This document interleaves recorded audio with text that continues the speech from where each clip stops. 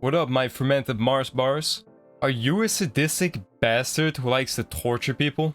And were you into games like the classic Dungeon Keeper or maybe the game Prison Architect? Then I present to you Hell Architect, where you will build and manage your very own hell to make the sinners that live in your little torture suits suffer for their sins. This whole game is pretty much focused on being the most sadistic piece of shit that you could possibly be. You will be able to make many different torture devices to inflict as much pain on your sinners as you possibly can. For you are tasked with developing the underworld / hell to cause as much suffering as you possibly can.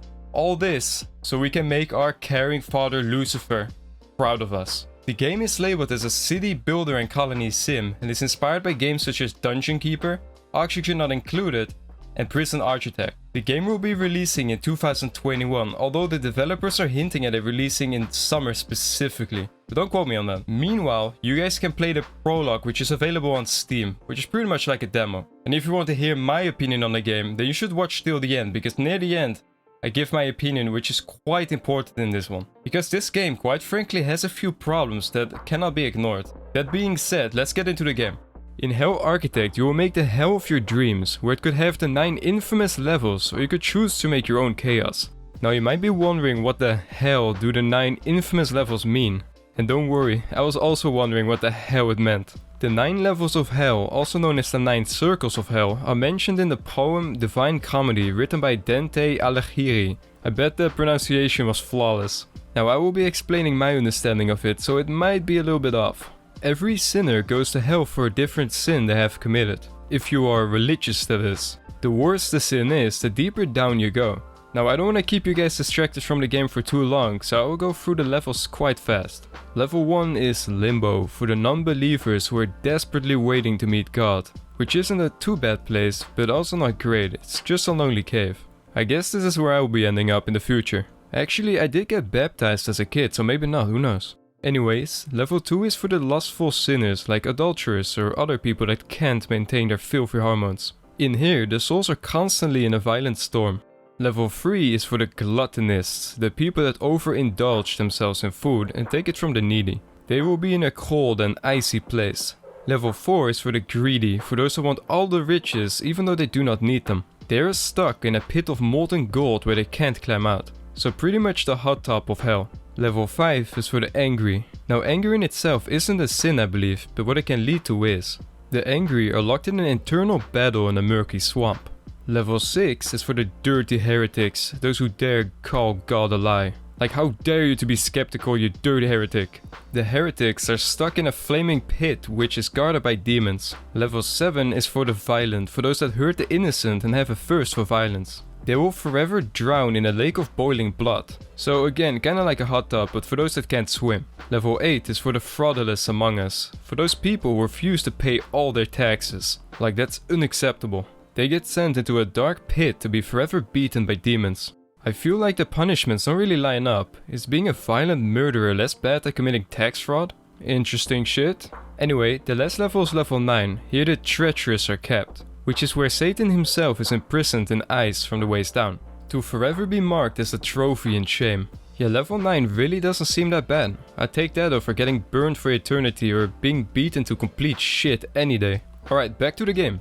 In the game you begin with constructing basic buildings like power stations to power hell, canteens, shrines for worship and toilets to piss and shit into. And of course the highlight of the game, the torture contraptions to cause sweet suffering.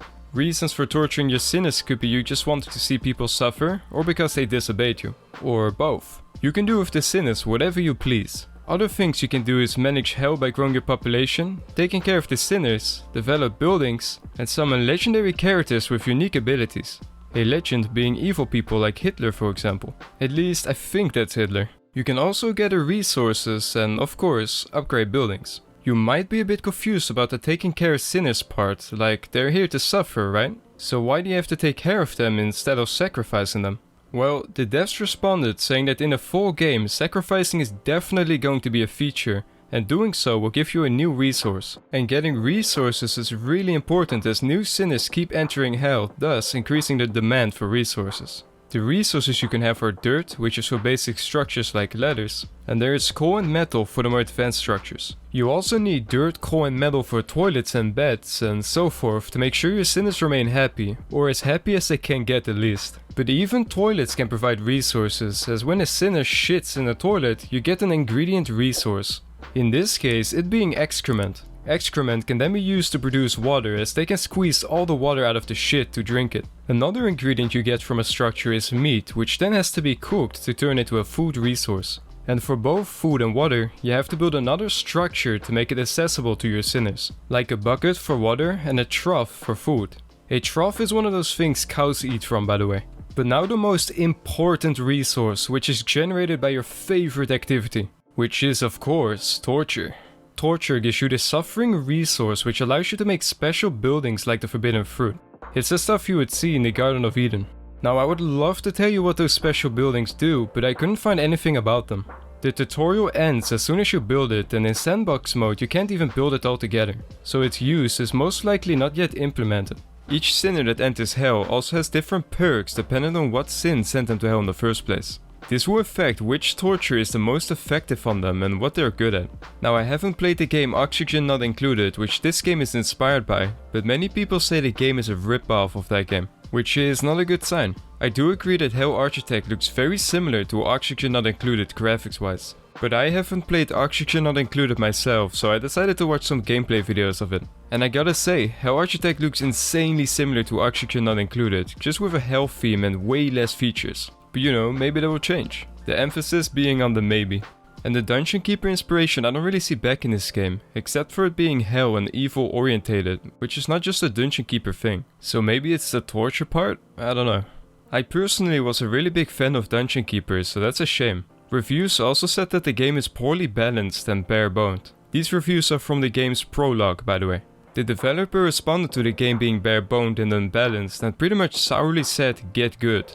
Although they did apologize for this later on. It does give me the vibe that the devs are taking the constructive criticism way too personal and rather deny people's worries and feedback than actually take it to heart. What do you guys think about the developer's comment? Let me know in the comments down below.